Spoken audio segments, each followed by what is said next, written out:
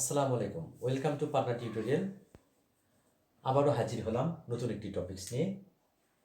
আমাদের আজকের topics subject identify. তো এই সাবজেক্ট আইডেন্টিফাই ঠিকভাবে না করতে পারলে শিক্ষার্থীরা কোনোভাবেই গ্রামারটারে বুঝতেও পারবে না, শিখতেও পারবে না, এটাকে পরীক্ষার খাতায় বা বিভিন্ন ক্ষেত্রে এটারে অ্যাপ্লাই করতে পারবে না, ব্যবহার করতে পারবে না। তো এই সাবজেক্ট আইডেন্টিফাই আমরা অতি সহজে করে ফেলবো ইনশাল্লাহ। মনে রাখতে হবে যে সাবজেক্ট আইডেন্টিফাই করতে গেলে যে ক্রিয়াপদ থাকবে, বাক্যে যে ভার্ব থাকবে, তাকে কে বা কি দ্বারা প্রশ্ন করতে হবে।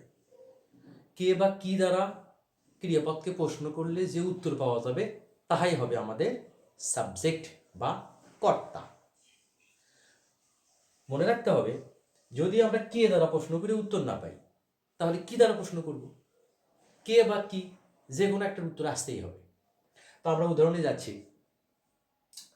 আমাদের প্রথম যে বাক্যটা আমরা লিখেছি, রাজ লাভস ক্রিকেট।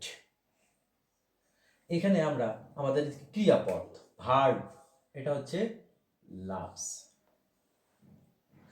তো রাজ ক্রিকেট খেলা পছন্দ করে বা ভালোবাসে, ক্রিকেট ভালোবাসে। তো আমরা যদি এখানে বলি কে ক্রিকেট ভালোবাসে, কে ভালোবাসে? রাজ। তাহলে নিঃসন্দেহে কে প্রশ্নের উত্তরে রাজ পেয়েছি আমরা, তাহলে রাজ আমাদের কি? রাজ আমাদের সাবজেক্ট বা কর্তা, আর বাকি সব প্রেডিকেট। আমাদের দ্বিতীয় বাক্যে আসি। আমাদের ভার্ব হচ্ছে বি ভার্ব বা লিঙ্কিং ভার্ব ইজ, যার মানে হওয়া বোঝায়। তো এখানে অনেস্টি ইজ রিসপেক্টেড, তাহলে সততা সমাদৃত। রিসপেক্টেড, তার মানে কে রিসপেক্টেড হয়? কে উত্তরে কিন্তু আমরা বলতে পারবো না, ব্যক্তিবাচক না। কে রিসপেক্টেড হয়? অনেস্টি। তাহলে এইটা আমাদের সাবজেক্ট। এরপরে আমরা দেখব ইম্পারেটিভ সেন্টেন্স রয়েছে। রিড মোর, বেশি বেশি পড়ো। কে পড়বে? তুমি বেশি বেশি পড়ো, তোমরা বেশি বেশি পড়ো। তার মানে এখানে মনে মনে সাবজেক্ট ইউ লুকিয়ে আছে, উজ্জে রয়েছে, ইন ডিসগাইজড অবস্থায় আছে। এরপরে ইম্পারেটিভ আরেকটি সেন্টেন্স আমরা দেখতে পাচ্ছি, লেট আস প্লে। যদিও এটা নিয়ে স্কলারদের মধ্যেই বিতর্ক রয়েছে। কিছু কিছু স্কলার্স তারা বলে থাকেন যে এখানেও ইউ সাবজেক্ট হিসেবে লুকিয়ে আছে, ইউ লেট আস প্লে। তবে এটাকে আমরা বলি গ্রামেটিক্যাল সাবজেক্ট, মানে এই বাক্যে গ্রামেটিক্যাল সাবজেক্ট হচ্ছে ইউ, এটা হচ্ছে আমাদের বেস ভার্ব, আর আসটা হচ্ছে এই লেট ভার্বের অবজেক্ট। কিন্তু এখানে লেট এবং প্লে এই দুইটা ভার্বের মধ্যে এখানে মুখ্য জিনিসটা কিন্তু প্লে, চলো খেলি। সেই হিসাব করলে প্লের সাবজেক্ট কিন্তু কি? আস। তো আমরা যদি লজিক্যাল সাবজেক্ট, রিয়েল সাবজেক্ট হিসেবে আমরা বলি, তখন কিন্তু অ্যান্সারটা হবে আস। আস হচ্ছে লজিক্যাল সাবজেক্ট, আর ইউ হচ্ছে গ্রামেটিক্যাল সাবজেক্ট। এখন স্টুডেন্টরা সিম্পলি যেটা আমাদের দেশে প্রচলিত, যে ইউটা হচ্ছে এখানে সাবজেক্ট। তবে যদি প্রশ্নটা এইভাবে বলা হয় যে এটারে ব্যাখ্যা করো অথবা লজিক্যাল বা রিয়েল সাবজেক্ট, তখন উই লিখতে হবে।